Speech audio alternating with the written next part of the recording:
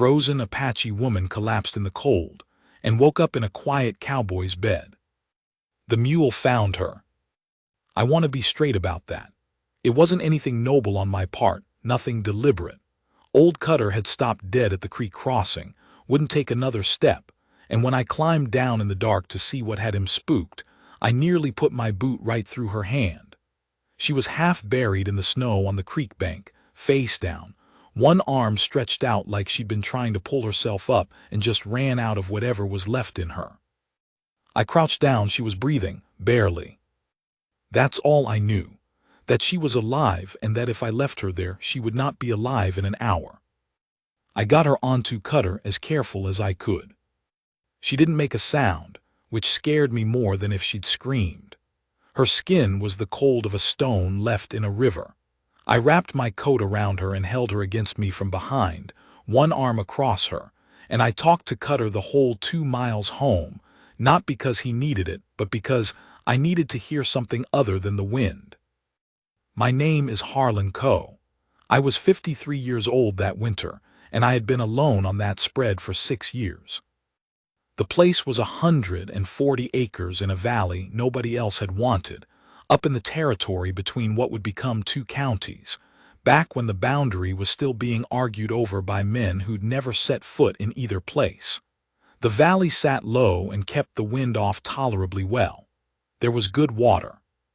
The grass came back strong every spring, but it was far from town, 3 hours in good weather, longer in snow, and the nearest neighbor was a sheep outfit run by 2 brothers who kept to themselves as thoroughly as I kept to myself. We'd wave at each other maybe 4 times a year. I'd come out here after my wife died. That was in the spring of '74. She'd had fever all winter, and then she didn't. I sold everything in Abilene that had both our names on it, kept what I could load on 2 horses, and rode northwest until the towns got thin enough that I stopped having to look at people's faces. I'm not saying that was wisdom. I'm only saying that is what I did. By the time of that winter, I had built the place into something. A solid 2-room house, a real barn with a loft, a smokehouse, 8 horses, 30 head of cattle, and a garden plot that I worked harder than I'd ever worked anything because it gave me something to do with my hands in the evenings. I had food, shelter, warmth. What I had built was enough. I had stopped expecting anything to change. I got her inside and got her onto my bed, which was the only real bed. A cot in the lean-to didn't count. I fed the stove until the room was hot. I got her wet clothes off without looking at her more than I had to, got her in the wool blanket my wife's mother had made, and then I built the fire higher and sat in the chair by the door and watched her breathe. She was Apache. I could see that plainly. Her face, her hair, her clothing, what was left of it, all said it. She had a wound on her left side, under the ribs, wrapped in cloth that someone had tied off with skill, but that had bled through twice. Her feet were bad. 2 toes on the left foot were black at the tips. I sat and watched her breathe until the gray of morning came through the window. She woke up once in the night. Her eyes opened dark, very direct, and she looked at me across the room and said nothing, and I said nothing, and she went back under. In the morning I heated water and cleaned the wound on her side, which was a knife cut, deep but not deep enough to have reached anything vital, and which was already beginning to try to close. I dressed it with clean cloth and a poultice I made from dried yarrow, which I kept because it works, and I am not interested in impressing anyone with skepticism. I checked her feet. The black on the toes was frostbite, but it was dry and hadn't spread, and I thought she might keep them, though I didn't know for certain. Then I went out and did my chores and came back in. She was sitting up. She had the blanket pulled up and she was looking at the room. Not at me, at the room. Taking inventory the way a person does when they're deciding whether a place is safe. I hung my coat and sat at the table and poured coffee. I set a second cup on the table and slid it toward her side of the room, which was maybe 10 feet away. She watched me. I drank my coffee. After a while she got up slow, and I could see it cost her, and she came to the table and sat in the other chair and picked up the cup. She said something in Apache. I said I didn't speak Apache. She tried Spanish. I had some Spanish, enough. Her name was Nalin. She had been traveling, she said, with her brother and 2 others, south and east away from the army that had come through the valley above. Her brother had been shot. They had split up to move faster. She had been alone for 2 days when the wound on her side reopened and she had fallen at the creek. She did not ask me what I intended to do with her. She told me her name and where she'd come from, and then she drank the coffee and sat straight in the chair and waited. I said she could stay until she could ride. She looked at me for a moment, the way you look at something you are not sure you have translated correctly. I said it again. She nodded once and that was all. Those first days were not easy, but they were not complicated either. She slept a great deal, which was what her body needed. I gave her the bed and moved to the Linta cot, which was cold but not brutal with the stove going. She ate whatever I put on the table without comment. She was not meek about it, she ate because she needed to eat, not because she was grateful, and I respected that distinction. Gratitude felt like the wrong register entirely for what we were doing, which was simply surviving the winter in close quarters.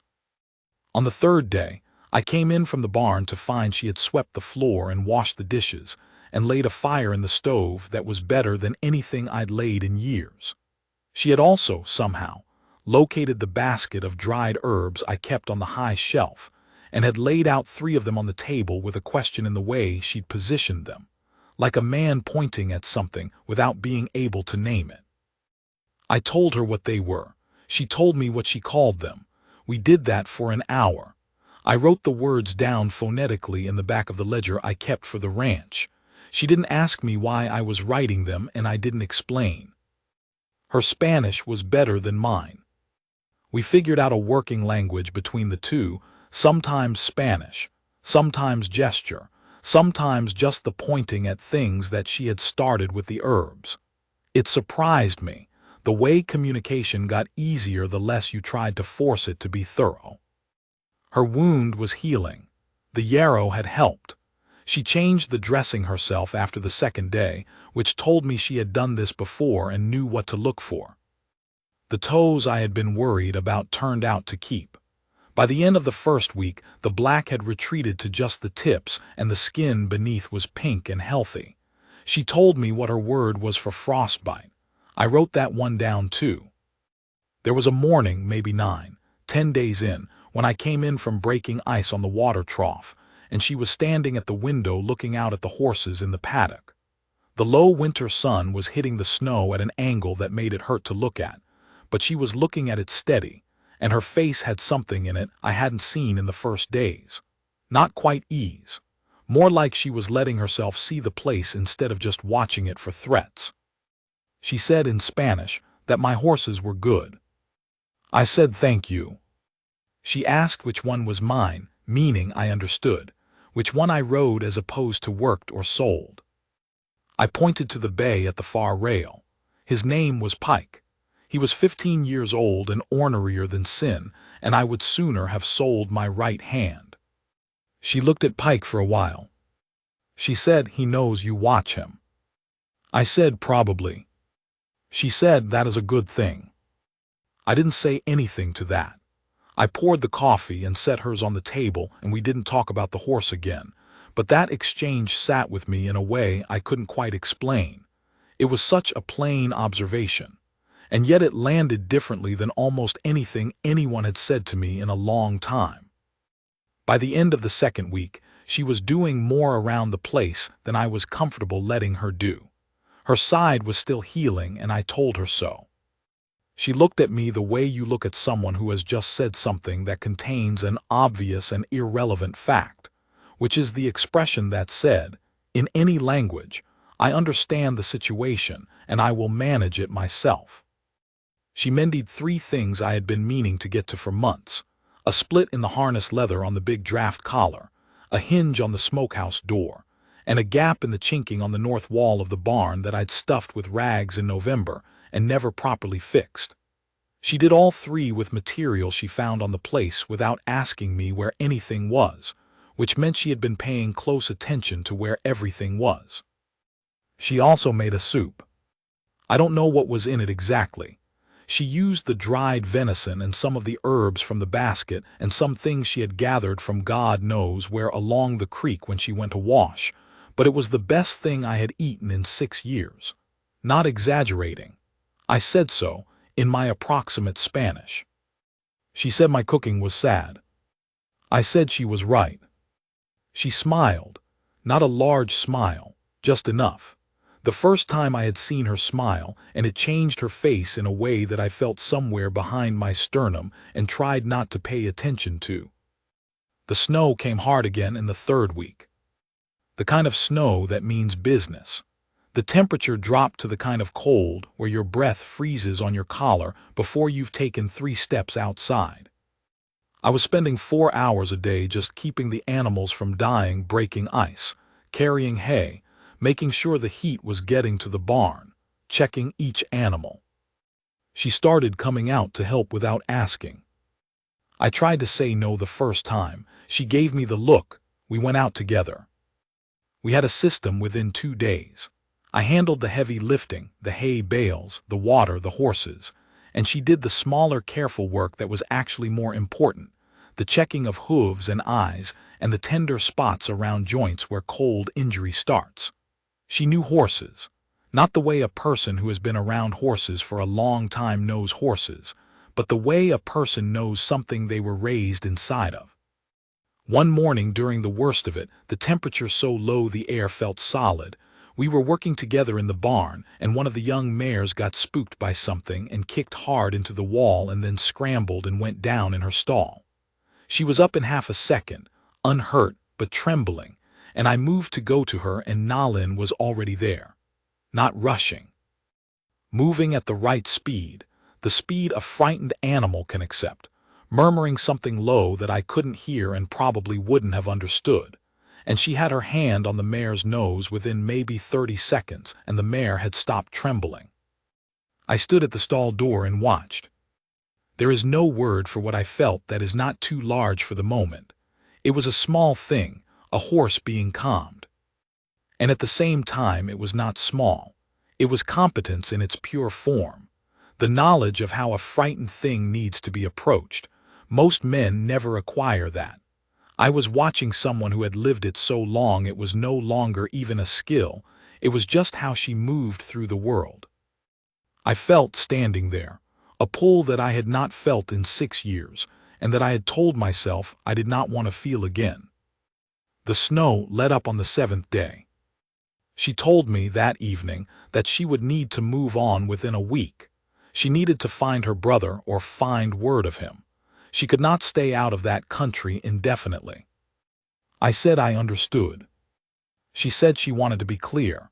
She was not leaving because the place was not good. She said it the way someone says a thing when they're worried the other person will misread the thing. I said I knew that. There was a pause. I said she was welcome to come back.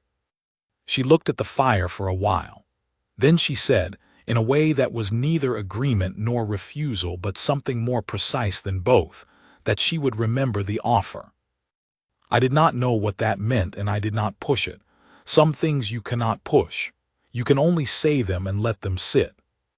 She left on a Thursday, riding a horse I lent her, a good roan mare named Cass, who was steady in cold weather. She took food and a bedroll and the medical supplies I could put together and did not protest when I added more than she had asked for. She stood in the yard before mounting, and she looked at me across the space between us. She said in Spanish that I had a good place here. I said I thought so. She said it would be better when the grass came back. I said yes. She said, "You have been building this a long time alone." I said 6 years. She was quiet for a moment. Then she said, in a way that was careful but plain, a man should not build something good and have no one to see it with him. I did not say anything to that. She mounted Cass and turned her south and rode until the trail bent below the rise, and then she was gone, and there was nothing but the white of the valley, and the sound of the creek running under the ice, and old Cutter looking over the fence at the roan's tracks like he was calculating her distance. March came, then April. The grass came back, the way she had said it would. I found the roan mare at my gate on a morning in late April, saddled, not lathered. She had been ridden carefully over easy ground. Nalin was sitting on the top rail of the fence, watching Pike in the paddock. I stood in the door for a moment. She said, without looking at me, that her brother was alive and was with his people in the South Country. She had found word of him in February and seen him in March. I said I was glad to hear it. She said she had been thinking about the offer I made. I said I'd meant it. She looked at me then, not the measuring look of the first days, not the careful look of someone deciding how much to trust. Something plainer than that and stronger than that. She said she had never seen a man build something with his hands and hold it alone through winter, and not once complain about the weight of it. I said there was no one to complain to. She said there is now if you want. I had not cried since before I came to this valley. I had made a project of not crying, and I had been successful at it. I did not cry then either, but I came close enough that I had to look away for a moment, at the barn, at the paddock, at the creek, at anything that was not her eyes. When I looked back, she was still watching me. I said, "Come inside, I'll put coffee on." She dropped off the fence and walked across the yard to me, and when she passed me at the door, she put her hand once against my chest, flat, brief, certain, and then she went inside. I stood there a second longer. The valley was all green and gold with new grass, and the early morning was clear and cold in the best way, the kind of cold that wakes you rather than beats you, and Pike was watching me from the fence with those old, impatient eyes of his like. He had been waiting for me to figure something out for a very long time. I went inside and built the fire up, and we drank our coffee, and she told me about her brother, and I told her about the roan mare's left front shoe that I'd reset twice in the winter, and she said she'd noticed. It was just talking. It was the most ordinary thing in the world. I had forgotten that ordinary could feel like that. That was 11 years ago now. The spread is 240 acres.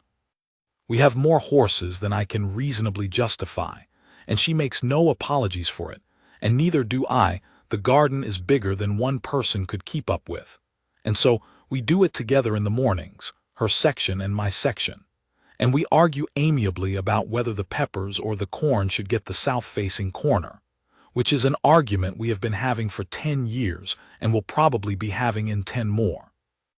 She never says much about what I built here, not in words, but I know she sees it. I know it the way you know a thing that doesn't need to be said because the saying would make it smaller. There are men in town who were not kind to me in those first years, when word got around about who I was living with. I want to be honest about that. It was not a simple thing, and I am not going to dress it up into something easier. There were men who said things to my face, and more who said them behind my back. I went about my business and kept to my own acre and let the years do their work. The years have done their work. The ranch speaks for itself. The horses speak for themselves. She speaks for herself in a way that most people, once they have spoken with her, are not soon inclined to dismiss. One of the sheep outfit brothers came over 2 winters ago, not for any particular reason, just riding through, and it was cold, and he sat at the table and had coffee and talked with both of us for an hour. When he left, he shook my hand and said, "You have got a good place here, Co, and a good partner in it." I said, "I know that." Nalin was at the window. She didn't say anything, but there was something in the set of her, the way she was standing, that I have turned over many times since. Not pride exactly, something more settled than pride, satisfaction at a thing being seen clearly. I understand that feeling. It took me a long time to stop being surprised that I had earned it. Pike died 2 springs back. He was 26 years old and he died in the paddock on a warm afternoon with his legs folded under him and his head up, which is a good way to die. I buried him at the edge of the horse pasture where he liked to stand in the morning. Nalin came and stood with me for a while. She said he was a stubborn one. I said always. She said he was good because of it. I said yes. We stood there until the light went. Neither of us needed to say anything else. That is what 11 years of paying attention to each other looks like. Not speeches, not declarations, just knowing when to stand still and when there is nothing to add and that the standing together is the thing. I was a man who had stopped expecting anything. I want to be honest about that too. The valley was always good. The grass always came back. I built something worth having and I held it, and I was proud of it in my private way, but a thing only goes so deep when it is yours alone. She came back in April and walked across my yard and put her hand on my chest, flat and certain, and said, "There is now. There is now." That is the whole story. That is all of it.